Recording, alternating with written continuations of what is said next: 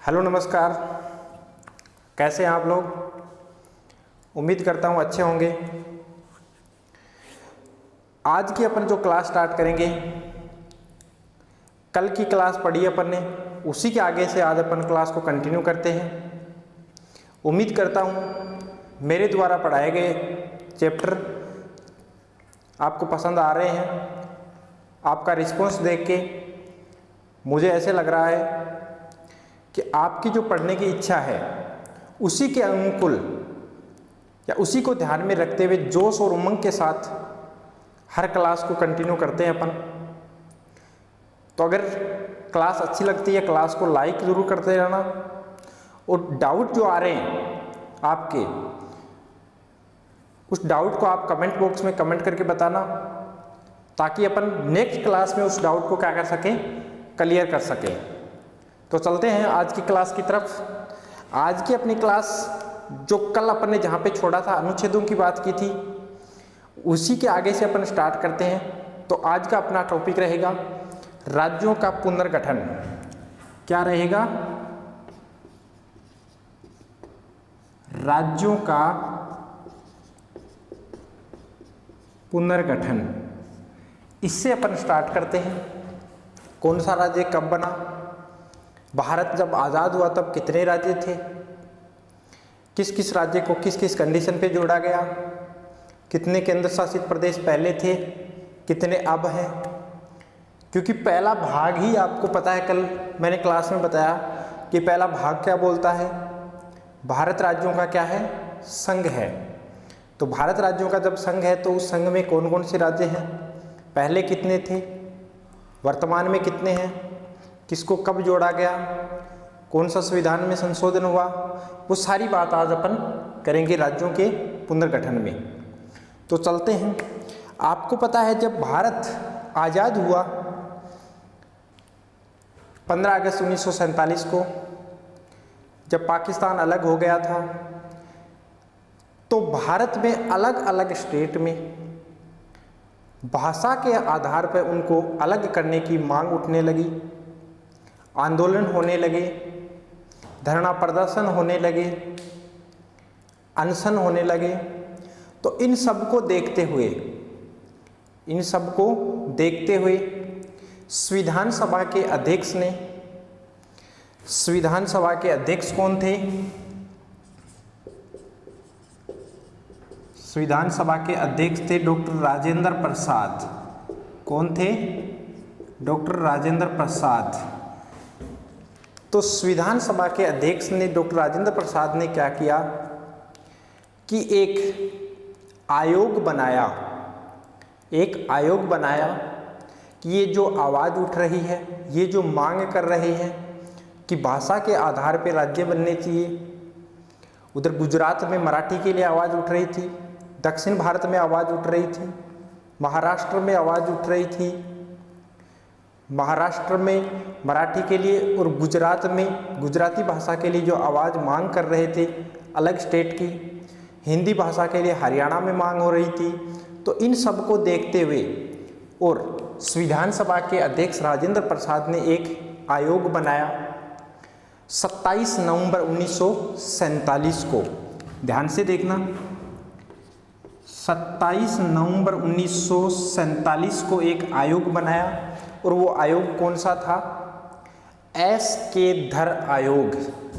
SK. धर आयोग। SK. धर आयोग बनाया। सवाल इंपॉर्टेंट है, आयोग की सिफारिश या आयोग बनाने के लिए किसने बोला? तो संविधान सभा के अध्यक्ष थे। संविधान सभा के अध्यक्ष थे। संविधान सभा के अध्यक्ष थे डॉक्टर राजेंद्र प्रसाद। उन्होंने बोला कि ये जो मांग उठ रही है या जो मांग कर रहे हैं अलग अलग भाषा के आधार पर स्टेट बनाने की, क्या ये सही है या गलत मांग है? इस पे विचार करने के लिए मांग जो हो रही है उसके लिए आयोग बनाया 27 नवंबर 1947 को, और उसका अध्यक्ष कौन था? एस.के. धर। इसीलिए इस आयोग का नाम क्या पड़ गया, एस के धर आयोग। क्या पड़ गया, एस के धर आयोग। अब सवाल एक तो ये हो गया कि एस के धर आयोग कब बना, 27 नवंबर 1947 को। अब सवाल ये, एस के धर आयोग में कितने सदस्य थे, तो मैं बता दूं आपको, एस के धर आयोग में कितने सदस्य थे, 4 सदस्य थे। कितने सदस्य थे, 4 सदस्य थे एस के धर आयोग में। तो एक सवाल अपना ये हो गया कि एस के धर जो आयोग बना था वो किससे संबंधित है, वो भाषा के आधार पे जो राज्यों की मांग उठ रही थी, जो भाषा के आधार पे राज्यों की मांग उठ रही थी, उन मांग की रिपोर्ट तैयार करने के लिए या उन मांग के बारे में विचार करने के लिए, उनका स्पष्टीकरण करने के लिए जो आयोग बनाया वो कौन सा आयोग था, एस के धर आयोग। कौन सा आयोग था, एस के धर आयोग। अब ये क्या करता है, एस के धर आयोग अपनी जांच शुरू करता है और ये अपनी रिपोर्ट तैयार करता है। तो ये अपनी रिपोर्ट कब पेश करता है, रिपोर्ट कब पेश करता है, 10 दिसंबर 1948 को। एस के धर आयोग अपनी रिपोर्ट कब पेश करता है, 10 दिसंबर 1948 को। ये अपनी रिपोर्ट में क्या बोलता है, एस के धर आयोग बोलता है कि भाषा के आधार पे, क्या बोलता है, भाषा के आधार पे राज्यों का पुनर्गठन नहीं होना चाहिए, राज्यों का पुनर्गठन नहीं होना चाहिए।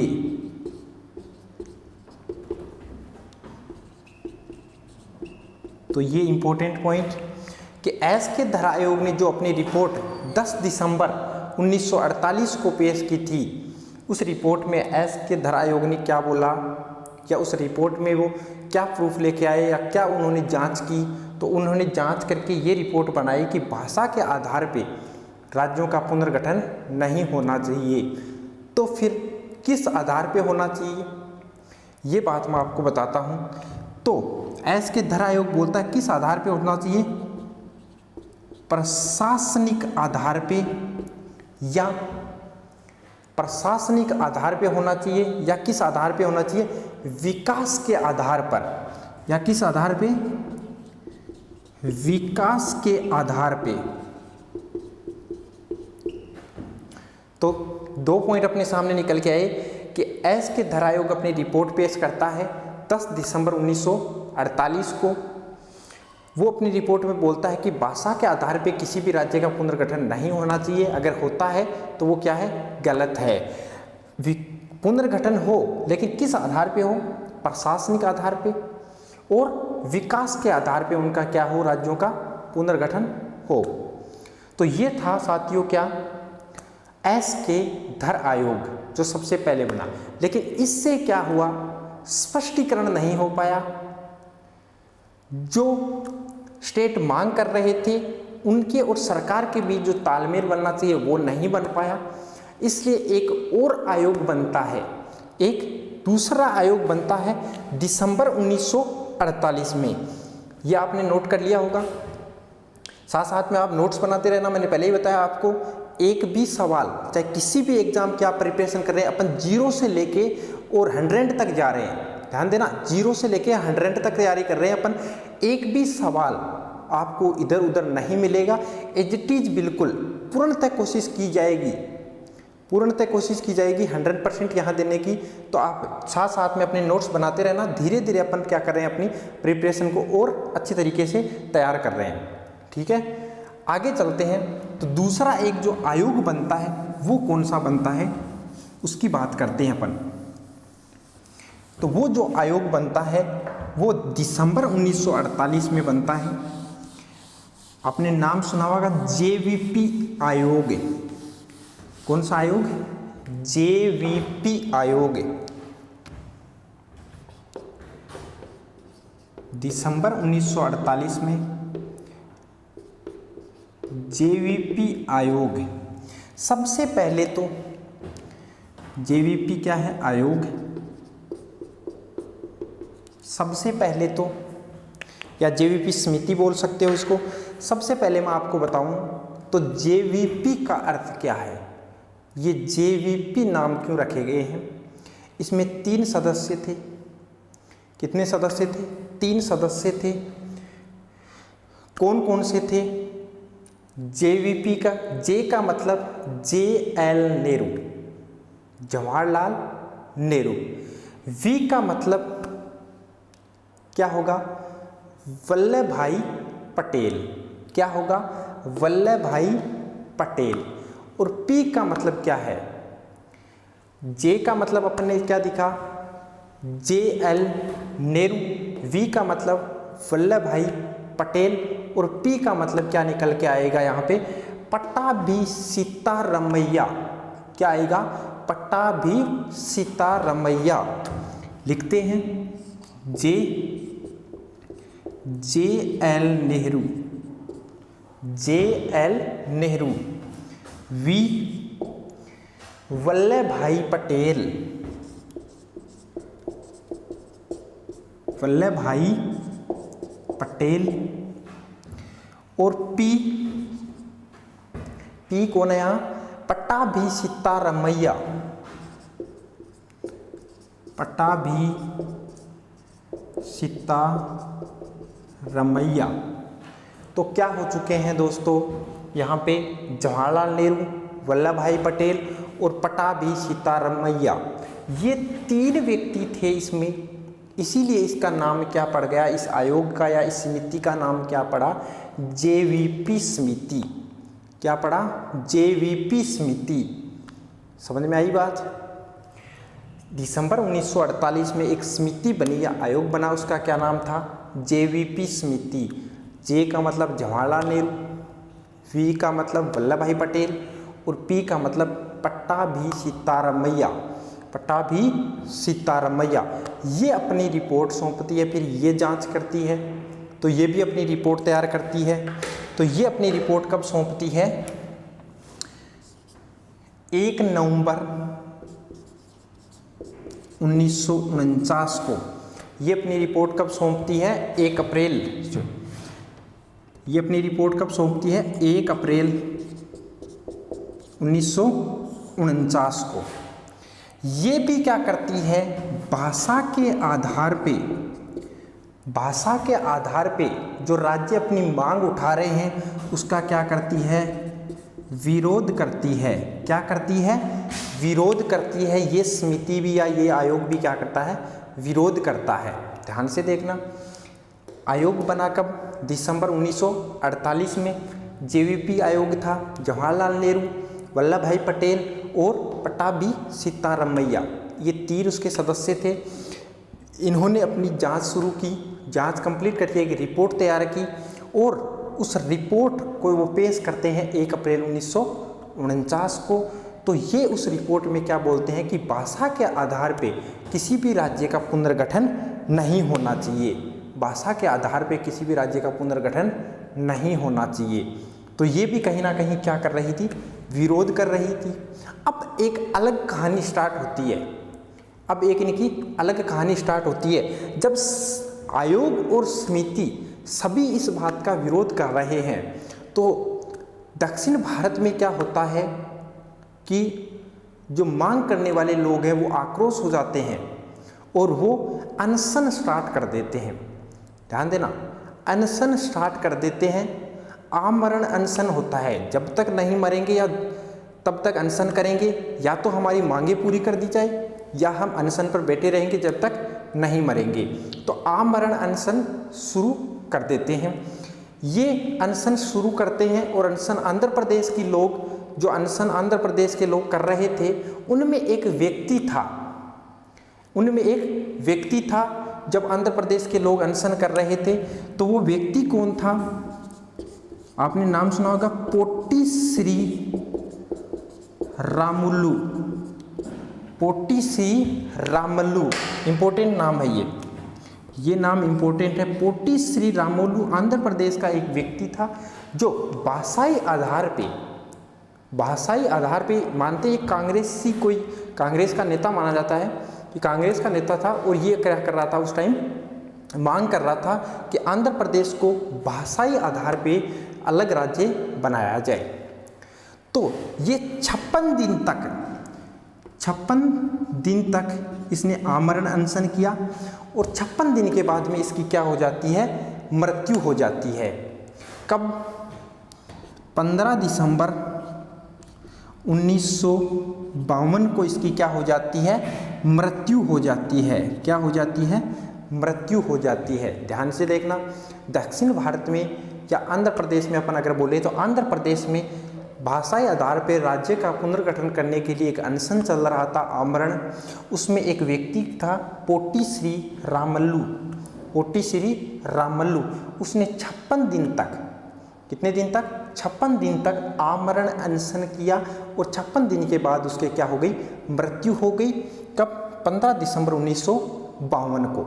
अब देखना, इसकी मृत्यु हो गई किस लिए? क्योंकि ये आंध्र प्रदेश को भाषाई आधार पे राज्य घोषित करने के लिए क्या कर रहा था, मांग कर रहा था या अनशन पे बैठा था।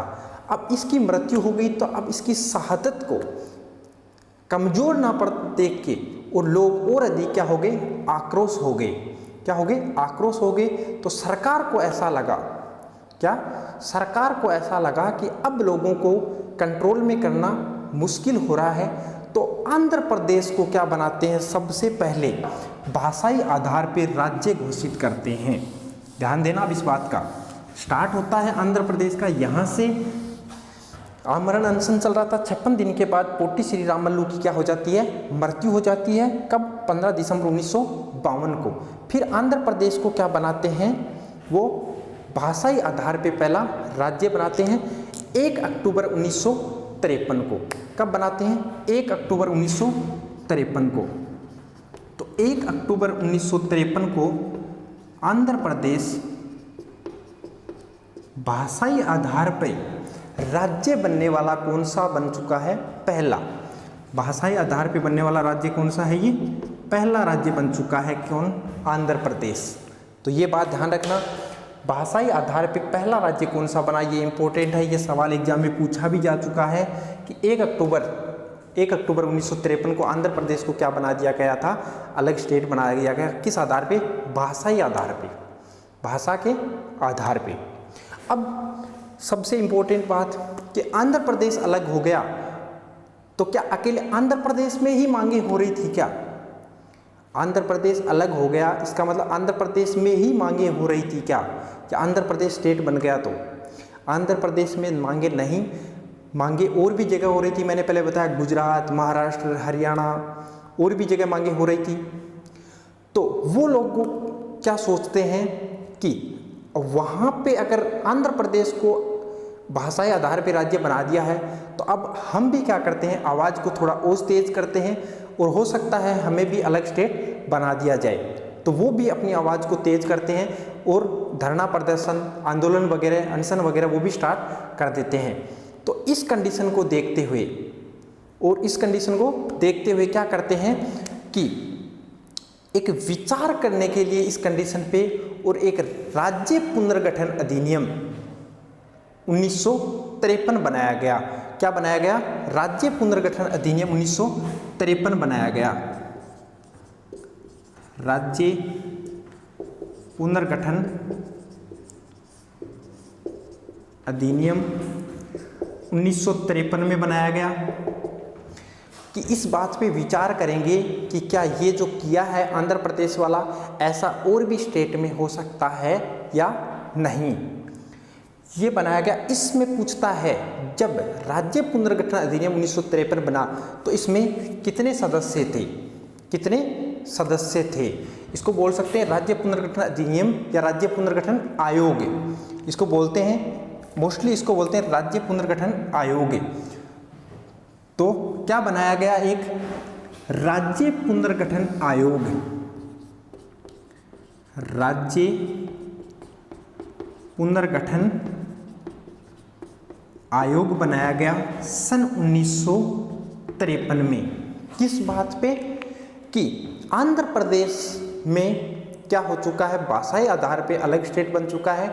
तो तो और स्टेट जो मांग कर रहे हैं उस बात पे विचार करने के लिए सन 1953 में राज्य पुनर्गठन आयोग बनाया गया। इसमें कितने सदस्य थे, ये सवाल पूछता है कि राज्य पुनर्गठन आयोग जब उसका गठन हुआ तो उसमें कितने सदस्य थे। तो साथियों मैं आपको बता दूं उसमें कितने सदस्य थे, उसमें 3 सदस्य थे, एक अध्यक्ष था और 2 अन्य सदस्य थे। तो ये तो क्या हो गया कि यहाँ पे आंध्र प्रदेश बना 1 अक्टूबर 1953 को, और राज्य पुनर्गठन आयोग का गठन कब होता है, सन 1953 को। अब इसके सदस्य की बात करें, 3 सदस्य थे, एक था फजल अली। कौन था? फजल अली। फजल अली इस आयोग का क्या था, अध्यक्ष था। सबसे इंपॉर्टेंट है, पूछता है एग्जाम में बार बार ये सवाल आ रहा है, राज्य पुनर्गठन आयोग का अध्यक्ष कौन था, राज्य पुनर्गठन आयोग का अध्यक्ष कौन था, तो कौन था, फजल अली। कौन था, फजल अली था। दूसरा सदस्य के एम पन्नीकर। दूसरा कौन था, के एम पन्नीकर। और तीसरा सदस्य एक और था, उसका क्या नाम था, हृदयनाथ। हृदयनाथ। तो आंध्र प्रदेश जब अलग हो गया भाषा के आधार पे, उसके बाद में उस बात पे और राज्य भी क्या आवाज़ अपनी उठा रहे थे अलग होने के लिए भाषा के आधार पे। तो विचार विमर्श के लिए एक आयोग बनाया, राज्य पुनर्गठन आयोग, सन 1953 में। उसमें कितने सदस्य थे, 3, फजल अली, के एम पन्नीकर और हृदयनाथ। पूछता है अध्यक्ष कौन था राज्य पुनर्गठन आयोग का, तो अध्यक्ष कौन था, फजल अली था। अब ये फजल अली की जो अध्यक्षता में आयोग था, ये अपनी जांच शुरू करता है और जांच करके और ये अपनी रिपोर्ट पेश करता है 30 दिसंबर 1955 को। 30 दिसंबर 1955 को रिपोर्ट पेश करता है कौन करता है, राज्य पुनर्गठन आयोग। तो ध्यान देना, राज्य पुनर्गठन आयोग ने अपनी रिपोर्ट कब पेश की, 30 दिसंबर 1955 को पेश की। ये क्या बोलता है राज्य पुनर्गठन आयोग, ये बोलता है कि भाषा के आधार पे राज्यों का पुनर्गठन हो सकता है या होना चाहिए। अर्थात क्या बात निकल के आई कि भाषा के आधार पे ये इंपॉर्टेंट बात है, ये इंपॉर्टेंट है, यहाँ से सवाल बनता है कि भाषा के आधार पे राज्यों का पुनर्गठन होना चाहिए। ये किस आयोग ने स्वीकारा, तो किस आयोग ने स्वीकारा, राज्य पुनर्गठन आयोग। किसने स्वीकारा, राज्य पुनर्गठन आयोग। तो भाषा के आधार पे राज्यों का पुनर्गठन होना चाहिए, लेकिन इसमें एक पॉइंट इसमें निकल के आया कि एक भाषा के आधार पे, कितनी, एक भाषा के आधार पे किसी राज्य का पुनर्गठन नहीं होना चाहिए, या एक भाषा के आधार पे किसी राज्य का पुनर्गठन होना आवश्यक नहीं है। तो ये बात ध्यान रखना कि भाषा के आधार पे राज्यों का पुनर्गठन होना चाहिए, ये किसने स्वीकारा, राज्य पुनर्गठन आयोग 1953 ने। लेकिन एक भाषा के आधार पे किसी राज्य का पुनर्गठन होना आवश्यक नहीं है, ये बात भी कौन बोलता है, राज्य पुनर्गठन आयोग 1953 बोलता है। अब इसने अपनी रिपोर्ट पेश कर दी राज्य पुनर्गठन आयोग ने, तो ये एक बात बोलता है कि जो आपने, जब भारत आज़ाद हुआ तो 4 श्रेणियों में जो बांटे गए थे, ABCD में जो राज्य, उसको भी क्या करो, आप खत्म करो। ये सवाल भी पूछता है कि राज्य पुनर्गठन आयोग ने 4 श्रेणियों को, जो ABCD या क ख ग में जो राज्य बांटे गए थे, उनको खत्म करने की बात कही थी या बरकरार रखने की कही थी। तो उसने बोला कि ये प्रक्रिया क्या करो, समाप्त करो, और उसकी जगह क्या लगाओ आप, उसकी जगह क्या लगाना है आपको कि 16 तो क्या हो, राज्य हो।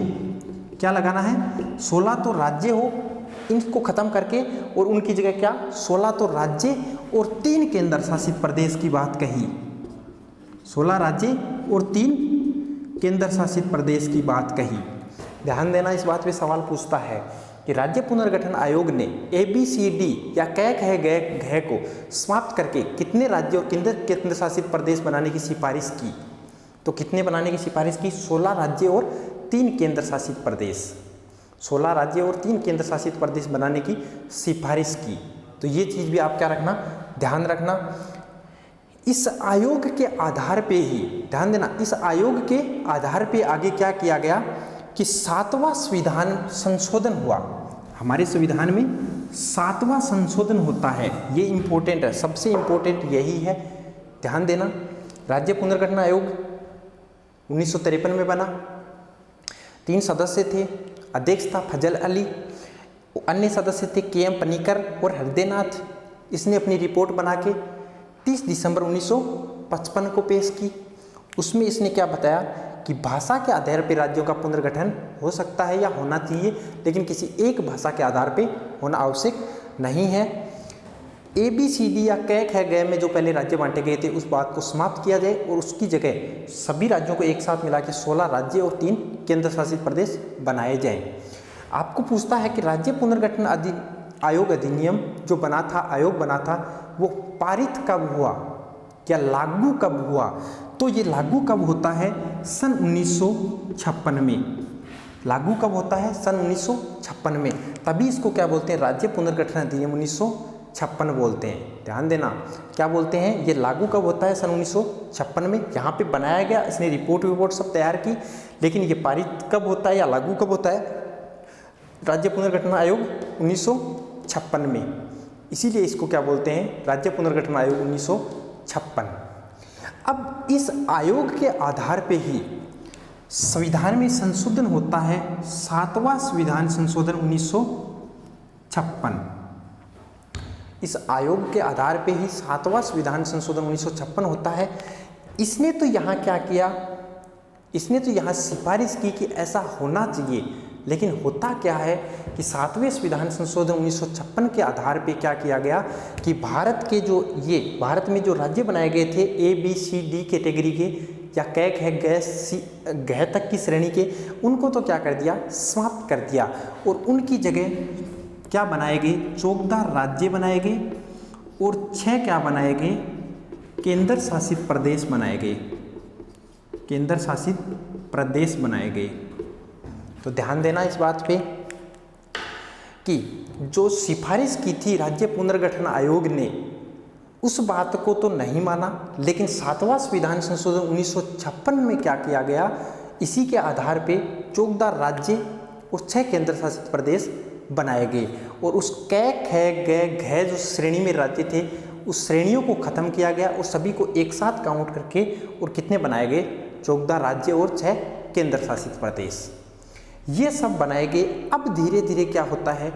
राज्य बनने स्टार्ट होते हैं, क्योंकि राज्य पुनर्गठन आयोग ने यहाँ बोल दिया कि भाषा के आधार पे क्या बन सकते हैं? राज्य बन सकते हैं।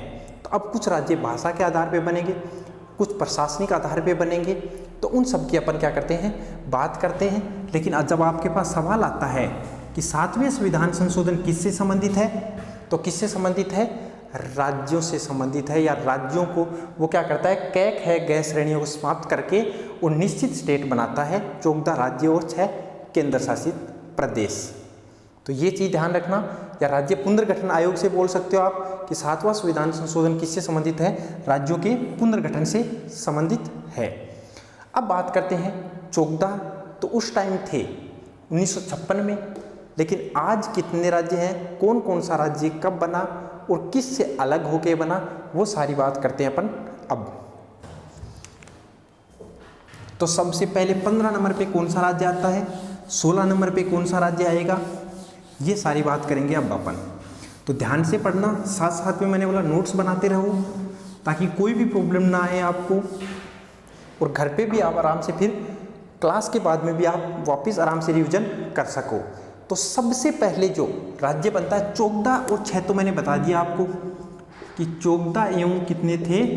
6 थे। 14 राज्य और 6 केंद्र शासित प्रदेश। अब बात आती है नंबर 15 की। 15 नंबर पे कौन सा राज्य आएगा, 16 नंबर पे कौन सा आएगा। ये क्रम भी पूछता है कई बार क्या होता है एग्जाम में क्रम पूछता है। 17 नंबर पे कौन सा बना, 18वें नंबर का कौन सा बना, 22वें नंबर का कौन सा बना, ये सवाल भी पूछता है। तो अपन क्रम से भी याद करेंगे। बात करता हूं मैं यहां तक 15 नंबर का क्या होता है, कैसे बनता है। पहले बंबई एक राज्य था, बंबई एक क्या था, राज्य था। बंबई से 2 राज्य बनते हैं, या ऐसे मान सकते हैं कि बंबई का तो एक रह गया और एक इससे क्या होता है अलग होता है। 2 माने तो 2 कौन कौन से बनते हैं, एक तो महाराष्ट्र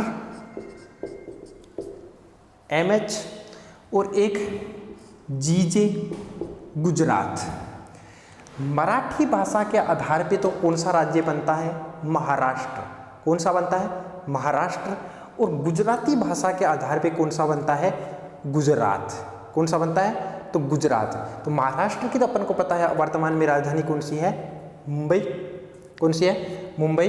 तो ये तो एक रह गया, लेकिन बाहर कौन सा निकलता है, गुजरात निकलता है। कौन सा, गुजरात निकलता है। इसका मतलब सबसे पहले तो कौन सा राज्य आएगा, गुजरात आएगा। कौन सा, 15 नंबर पे गुजरात आएगा। और गुजरात अलग किससे होता है, गुजरात आएगा। और गुजरात अलग किससे होगा, ये तो बनने वाले हैं, बनने वाले हैं, ये अलग होने वाले हैं। किस राज्य से अलग होगा, तो गुजरात यहां अलग किस राज्य से होगा, बंबई से होगा। और होगा कब, सन कब है, 1960 में। तो ये चीज ध्यान रखना, बंबई का ही हिस्सा था गुजरात, लेकिन भाषा के आधार पे मैंने बताया राज्य पुनर्गठन अधिनियम 1956 ने क्या बोल दिया कि भाषा के आधार पे राज्य बन सकते हैं या बनने चाहिए। तो सन 1960 में बंबई से अलग होके कौन सा बनता है, गुजरात बनता है। कौन सा बनता है, गुजरात बनता है। फिर सन 1963 में, सन 1963 में नागालैंड बनता है 16 नंबर का राज्य। कौन सा राज्य, 16 नंबर का राज्य कौन सा बनता है, नागालैंड।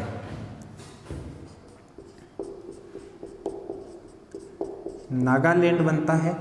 किससे अलग होके बनता है, तो ये असम से अलग होके बनता है। किससे, असम से अलग होके नागालैंड बनता है सन 1963 में। कब बनता है, सन 1963 में। फिर सन 1966 में, सन 1966 में क्या होता है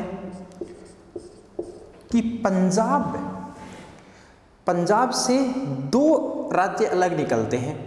एक तो बन जाता है केंद्र शासित प्रदेश और एक बन जाता है क्या, हरियाणा। क्या बन जाता है, हरियाणा। तो केंद्र शासित प्रदेश पंजाब से अलग होके, केंद्र शासित प्रदेश अपन अलग से पढ़ेंगे। सन 1966 में पंजाब से अलग होते हैं एक साथ चंडीगढ़ और हरियाणा। तो यहां बात कर रहे हैं, इसका मतलब 17 नंबर पे कौन बनेगा, हरियाणा। तो सवाल पूछता है कि 15 नंबर पे कौन सा राज्य बनाया, 15 नंबर का राज्य कौन सा बना, गुजरात। किससे अलग हुआ, बंबई से अलग हुआ। अभी मुंबई हो चुका, बंबई था। सन 1960 में 16 नंबर का नागालैंड, 16 नंबर का नागालैंड किससे अलग हुआ, असम से अलग हुआ। कब हुआ, सन 1963 में अलग हुआ। 17 नंबर का हरियाणा किससे अलग हुआ, पंजाब से। कब हुआ, सन 1966 में हुआ। और उसी समय पंजाब से अलग कौन हो गया, चंडीगढ़ हो गया। कौन हो गया, चंडीगढ़ हो गया। अब सन 1971 में आगे क्या होता है, कौन सा राज्य बनता है, 18 नंबर का जो राज्य बनता है वो कौन है, हिमाचल। कौन है, हिमाचल। हिमाचल बनता है, हिमाचल प्रदेश। पहले हिमाचल प्रदेश क्या था, मैं बताऊंगा आगे आपको।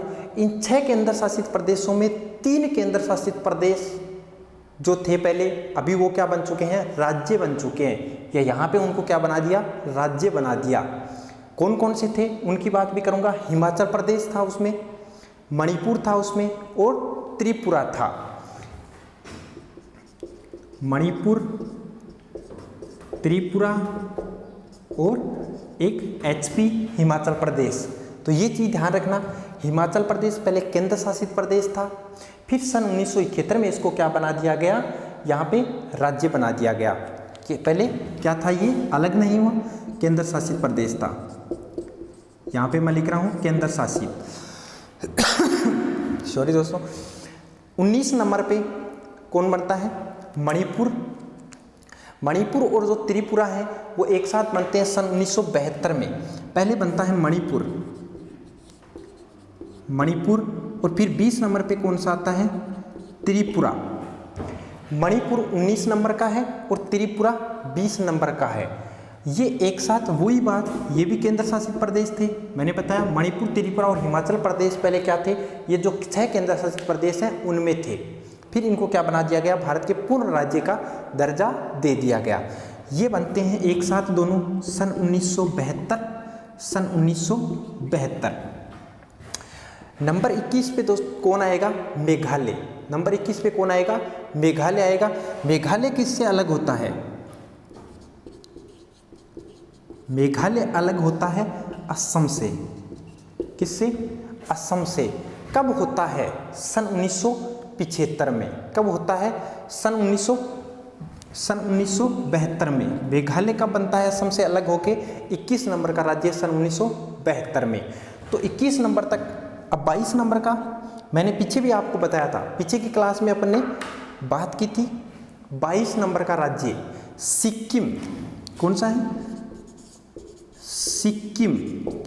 पहले आपको पता होगा कि 35वां संविधान संशोधन सन 1974 में, 35वां संविधान संशोधन सन 1974 में सिक्किम क्या बना था, सह राज्य। क्या बना था, सह राज्य बना था। तो 35वां संविधान संशोधन 1974 में तो क्या बना, सह राज्य बना। पूर्ण राज्य का दर्जा नहीं मिला है, हाँ भारत का हिस्सा हो चुका है, लेकिन कुछ शक्तियाँ अभी भी क्या है, सिक्किम के राजा के पास शेष रह गई। फिर सिक्किम की जनता ने फिर आवाज़ उठाई और बोला कि हमें भारत का पूर्ण स्टेट बनना है, पूर्ण राज्य बनना है। तो एक संविधान संशोधन होता है, 36वां संविधान संशोधन 1975। इसमें क्या होता है, सिक्किम को क्या बनाते हैं, भारत का पूर्ण राज्य बनाते हैं। क्या बनाते हैं, पूर्ण राज्य बनाते हैं। ये इंपॉर्टेंट है, 22 नंबर का सबसे ज़्यादा इंपॉर्टेंट और सबसे ज़्यादा एग्जाम में पूछे जाने वाला सवाल, सबसे ज़्यादा एग्जाम में पूछे जाने वाला सवाल कि सिक्किम भारत का पूर्ण राज्य कब बना, सिक्किम भारत का सह राज्य कब बना। सिक्किम जब भारत का पूर्ण राज्य बना उस समय भारत के पीएम कौन थे, तो मैंने पहले ही बताया उस समय पीएम कौन थे, इंदिरा गांधी। कौन थे, इंदिरा गांधी। तो समझ में आई बात, ये अपन ने बात की।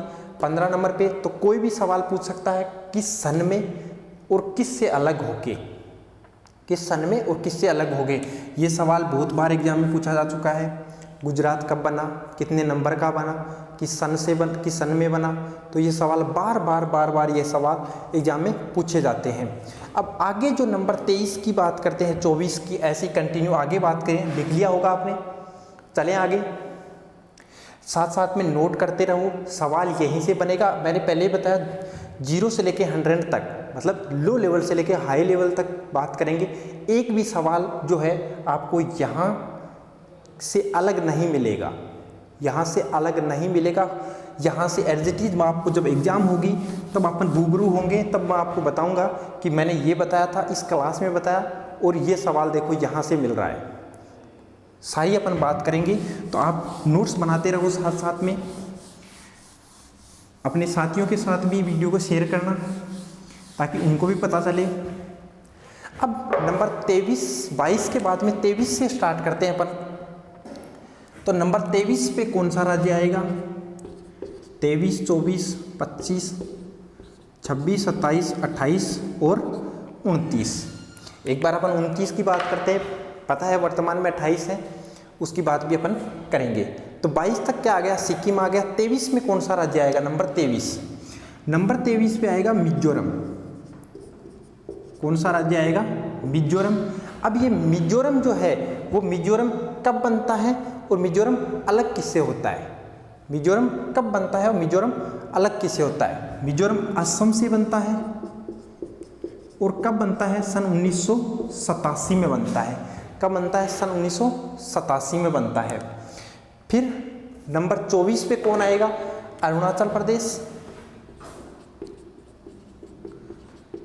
अरुणाचल प्रदेश ये भी सन 1987 में बनता है। फिर इसके बाद में एक 25 नंबर का है, वो भी वेरी वेरी इंपॉर्टेंट है। ये भी बार बार एग्जामों में पूछा जा रहा है। 25 नंबर का भी, 25 नंबर का कौन सा राज्य है? ये क्रम पूछते हैं, कितने नंबर का कौन सा है? 25 नंबर का कौन सा है? सबसे ज़्यादा इंपॉर्टेंट सवाल यहाँ से बनता है, गोवा। कौन सा है? गोवा। ये कब बना और एक संविधान में संशोधन होता है, वो कौन सा होता है? गोवा कब बना और संविधान में संशोधन होता है, वो कौन सा होता है? तो 56वां एक संविधान संशोधन होता है, 56, 56वां संविधान संशोधन 1987 में। 56वां संविधान संशोधन 1987 में गोवा क्या बनता है? भारत का पूर्ण राज्य बनता है। क्या बनता है? भारत का पूर्ण राज्य बनता है। तो ये चीज़ ध्यान रखना, गोवा भारत का पूर्ण राज्य किस संविधान संशोधन द्वारा बनता है? 56वां संविधान संशोधन 1987 में। 56वां संविधान संशोधन 1987 में। और कितने नंबर का बनता है गोवा? तो कितने नंबर का बनता है? 26 नंबर का बनता है। कितने नंबर का? 26 नंबर का। आगे आएगा 25 नंबर का बनता है गोवा ना, सॉरी 25 नंबर का। आगे 26 नंबर छत्तीसगढ़। 26 है जो 36 भी है, 26 36 8-10 का अंतर आ रहा है, मतलब 26 और 36। अगर मैं इसको ऐसे लिखूं, छत्तीसगढ़, समझ गए होंगे? 36 और गढ़, छत्तीसगढ़ एक साथ बताऊंगा मैं। छत्तीसगढ़ बनता है, उत्तराखंड बनता है, छत्तीसगढ़ बनता है, उत्तराखंड बनता है और झारखंड बनता है। और 29 नंबर का आपको पता है कौन सा राज्य बनता है? तेलंगाना बनता है। ये 4 राज्य बनेंगे, इनकी बात अपन करते हैं। छत्तीसगढ़ किससे अलग होता है? छत्तीसगढ़ एमपी से अलग होता है। छत्तीसगढ़, एक तो सबसे इंपॉर्टेंट बात, ये 3 जो हैं वो कब बने हैं? 2000 में, 2000 की साल में, ये भी 2000 की साल में। और नीचे वाले का आपको पता है कब बना था? 2 जून 2014 को। तो इसका कोई इतना कुछ है नहीं। या एपी आंध्र प्रदेश से अलग हुआ है, अरुणाचल प्रदेश मत कर देना। आपको पता है तेलंगाना किससे अलग हुआ है? आंध्र प्रदेश से अलग हुआ है। कब बना था? 2 जून 2014 को। कब बना था? 2 जून 2014 को बना। बात करते हैं इनकी, तो तीनों, एक तो सबसे इंपॉर्टेंट बात 2000 में बने हैं, 2000 में बने हैं। किस किस तारीख को बने हैं मैं बात करूं तो ये 1 नवंबर, ये 9 नवंबर, ये 15 नवंबर। तो तारीख भी आ गई अपने पास। 1 नवंबर 2000 को छत्तीसगढ़ बना, 9 नवंबर 2000 को उत्तराखंड बना और 15 नवंबर 2000 को झारखंड बना। अब अलग कौन किससे होता है? सबसे पहले बीच वाले से, मतलब एमपी से, मध्य प्रदेश से अलग होता है कौन? छत्तीसगढ़। मध्य प्रदेश से अलग होता है कौन? छत्तीसगढ़। एमपी वैसे यूपी, जैसे एमपी वैसे ही यूपी। तो यूपी से अलग होता है उत्तराखंड। उत्तर प्रदेश, उत्तराखंड एक जैसे नाम आ रहे हैं, उत्तर प्रदेश, उत्तराखंड। उत्तर प्रदेश से अलग होता है उत्तराखंड, तो उत्तराखंड। एमपी छत्तीसगढ़, एमपी से छत्तीसगढ़ और उत्तर प्रदेश से उत्तराखंड। तो ये हो गए। और झारखंड किससे अलग होता है? बिहार से अलग होता है। किससे अलग होता है? बिहार से। तो ये 29 अपने स्टेट्स की बात की। अभी कितने हैं वर्तमान में पूछता है तो 28 हैं। आपको पता है जम्मू कश्मीर जो था वो क्या हो चुका है? 2 भागों में बंट के लद्दाख और जम्मू कश्मीर केंद्र शासित प्रदेश बन चुके हैं। तो वो बात अलग है। लेकिन अपने 29 की बात की पूरे कि कौन सा, किस डेट को, किस सन को और कब, ये इनकी डेट पूछता है एग्जाम में। इनकी 26 से लेकर 29 तक इनकी पूछता है कि छत्तीसगढ़ भारत का हिस्सा या भारत का पूर्ण राज्य कब बना, तो 1 नवंबर 2000 को बना। किससे अलग होके बना? तो एमपी से अलग होके बना। यूपी से अलग होके 9 नवंबर 2000 को कौन सा राज्य बना? तो कौन सा राज्य बना? यहाँ पे उत्तराखंड बना। और बिहार से अलग होके झारखंड बना। कब बना? 15 नवंबर 2000 को। और 2 जून 2014 को आंध्र प्रदेश से अलग होकर लास्ट राज्य अपना कौन सा बनता है? तेलंगाना बनता है। कौन सा बनता है? तेलंगाना। तो ये तो बात की अपन ने किन की? स्टेट्स की बात की। वर्तमान में 29 नहीं है, मैं फिर बोल रहा हूँ 28 है। आपको मैंने पहले भी बता दिया था पिछली क्लासों में कि 28 है। क्यों है? क्योंकि सबको पता है जम्मू कश्मीर से लद्दाख और जम्मू कश्मीर दोनों क्या बन चुके हैं? अभी यूनियन टेरिटरी या केंद्र शासित प्रदेश बन चुके हैं। अब मैं बात करता हूँ केंद्र शासित प्रदेशों की। केंद्र शासित प्रदेशों की तरफ अपन चलें। ये लिख लिया आपने, नोट कर लिया। मैं दोबारा फिर से बोल रहा हूँ कि नोट करते रहो, नोट्स अपने बनाते रहना। अब नोट्स बनाओगे आप तभी क्या अपन, अगर वापस रिवीजन आपको करना है तो आप नोट्स में से वापस रीडिंग कर सकते हो। आगे चलते हैं केंद्र शासित प्रदेश की तरफ। ये बात थी राज्यों की कि मूल जब 7वां संविधान संशोधन हुआ 1956 में, तब 14 राज्य रखे गए थे। उन ABCD श्रेणियों को हटा के और 6 केंद्र शासित प्रदेश रखे गए थे। अब 3 तो मैंने ये बता दिए 6 में से कि 3 तो मणिपुर, त्रिपुरा और हिमाचल प्रदेश तो क्या बन चुके हैं? राज्य बन चुके हैं पूर्ण। तो यहाँ तो 3 ही बचे, फिर यहाँ तो 3 ही बचे। अब बात करता हूँ 3 कौन कौन से थे? 1 2 3। सबसे पहले मैं बात करता हूँ अंडमान निकोबार की। किसकी बात करें अपन? अंडमान निकोबार की बात करें तो अंडमान निकोबार था, दिल्ली था और लक्षद्वीप था। अंडमान निकोबार,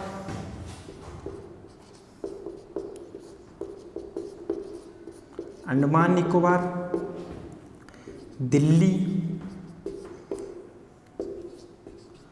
और लक्षद्वीप, ये 3 तो क्या थे? जब 7वां संविधान संशोधन 1956 हुआ तब वो जो श्रेणियां खत्म की गई थी, उसके बाद में केंद्र शासित प्रदेश जो 6 बनाए गए थे उनमें 3 तो ये थे और 3 मणिपुर, त्रिपुरा और हिमाचल प्रदेश थे। इसका मतलब वो तो पूर्ण राज्यों में चले गए। अब बच्चे तो यही, तो ये कब बने थे? तो ये बने थे 1956 को, 1956 को। और ये भी कब बना? 1956 को।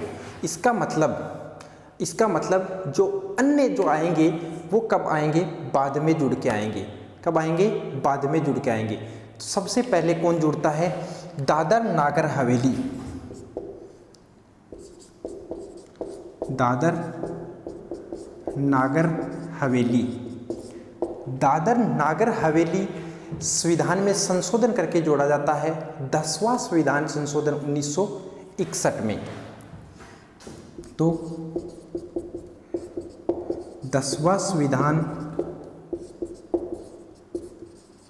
संशोधन 1961 में दादर नागर हवेली को क्या कर दिया जाता है? भारत में केंद्र शासित प्रदेश का। पहले तो आपको पता है इस पर पुर्तगालियों का शासन था, पुर्तगालियों का शासन था।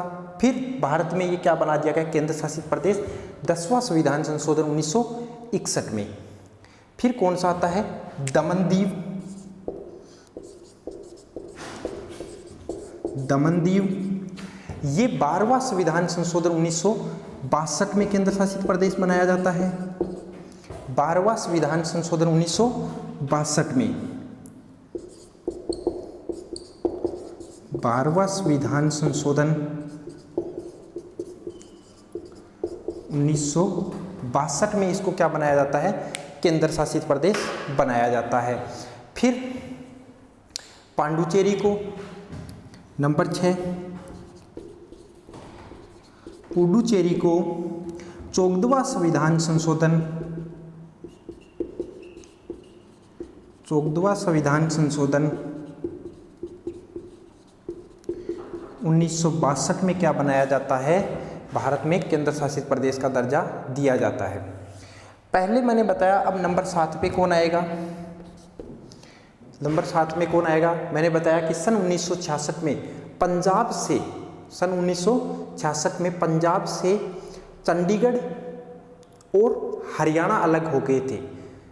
1966 में पंजाब से चंडीगढ़ और हरियाणा अलग हो गए थे।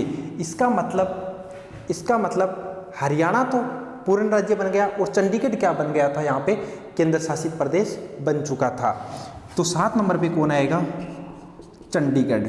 कौन आएगा, चंडीगढ़। और कब बना था यह, सन 1966 में। पूछता है किससे अलग होके बना था, तो किससे अलग होके बना था, ये पंजाब से। किससे, पंजाब से अलग होके बना था, पंजाब से अलग होके बना था। समझ में आई बात। ये 7 केंद्र शासित प्रदेश थे। कब जब 2 और नए नहीं बने थे, जम्मू कश्मीर और लद्दाख। उससे पहले कितने थे, 7 केंद्र शासित प्रदेश थे। दिल्ली, अंडमान निकोबार और लक्षद्वीप तो कब थे, जब 6 केंद्र शासित प्रदेशों की बात हो रही थी 7वां संविधान संशोधन 1956 में। 3 तो उसमें क्या थे, राज्य मणिपुर, त्रिपुरा और हिमाचल प्रदेश, जो पहले केंद्र शासित प्रदेश थे, उनको बाद में क्या कर दिया गया, पूर्ण राज्य का दर्जा दे दिया गया। लेकिन बच्चे ये 3 थे 1956 में। दादर नागर हवेली को 10वां संविधान संशोधन 1961 में क्या बना दिया गया, केंद्र शासित प्रदेश। दमन द्वीप को 12वां संविधान संशोधन 1962 में क्या बना दिया गया, 5 नंबर का केंद्र शासित प्रदेश। और 6 नंबर का बनाया गया पांडुचेरी को 14वां संविधान संशोधन 1962 में। और 7 नंबर का कौन सा बना, चंडीगढ़। किससे अलग होके, पंजाब से, सन 1966 में। अब बात करते हैं कि आज ये नहीं है, आज 7 नहीं है, आज आपको पता है कितने हैं, 9 हैं। आज कितने हैं, 9 हैं। तो मैं उनकी बात करूं तो 2 को क्या किया गया, 2 को क्या किया गया, अगर मैं बात करूं 8 नंबर और 9 नंबर की, तो J&K और लद्दाख, इनको सन 2019 में केंद्र शासित प्रदेश का दर्जा दिया गया। तो उधर से तो एक, जम्मू कश्मीर एक राज्य था, तो उधर से तो एक राज्य कम हो गया। इसका मतलब कितने राज्य बचे, 28। और इधर 2 केंद्र शासित प्रदेश बढ़ गए। इसका मतलब केंद्र शासित प्रदेश कितने हो गए, 9 हो गए। कितने हो गए, 9 हो गए। ये चला कुछ समय तक, 9 केंद्र शासित प्रदेश, 28 राज्य। लेकिन मैंने फिर भी पीछे वाली क्लास में आपको एक बात और बताई कि दादर नागर हवेली और दमन द्वीप दोनों को 3 दिसंबर 2019 को एक प्रस्ताव पारित करके एक साथ मिला दिया। दादर नागर हवेली और दमन द्वीप को 3 दिसंबर 2019 को एक प्रस्ताव पारित करके दोनों को एक साथ मिला दिया। इसलिए अब राज्य तो कितने हैं, 28 हैं, लेकिन केंद्र शासित प्रदेश कितने रह गए, 8 रह गए। कितने रह गए, 8 रह गए। तो ये चीज़ भी ध्यान रखना, अब 9 नहीं है, कितने हैं, 8 हैं। मैंने पीछे वाली क्लास में भी ये बात अपन कर चुके हैं। अब आगे चलता हूँ। आपने सुना होगा कि दिल्ली को राष्ट्रीय राजधानी का दर्जा दिया गया। कौन से संविधान संशोधन द्वारा, तो 69वें संविधान संशोधन द्वारा। ये चीज़ भी याद रखना, 69वें संविधान संशोधन द्वारा कब दिया गया, ये बात पूछता है तो 1991 में। 69वां संविधान संशोधन 1991 में दिल्ली को राष्ट्रीय राजधानी का दर्जा दिया गया। तो ये चीज़ भी एक पॉइंट याद रखना, 69वां संविधान संशोधन 1991 में दिल्ली को राष्ट्रीय राजधानी का दर्जा दिया गया। तो ये था अपना राज्य का पुनर्गठन अधिनियम या राज्यों का पुनर्गठन। भाषाई आधार पे कैसे हुआ, कौन कौन से आयोग बने, कौन सी समितियाँ बनी, कितने सदस्य थे, कौन कौन से सदस्य थे, वो सारी बात की अपन ने आज की क्लास में। अगर क्लास अच्छी लगी है तो क्लास को लाइक कर देना, अपने दोस्तों के पास भी शेयर कर देना। और चैनल आज आपने अभी तक हमारे चैनल को सब्सक्राइब नहीं किया तो चैनल को सब्सक्राइब जरूर कर लेना। ठीक है, थैंक यू, धन्यवाद। मिलते हैं नेक्स्ट क्लास में।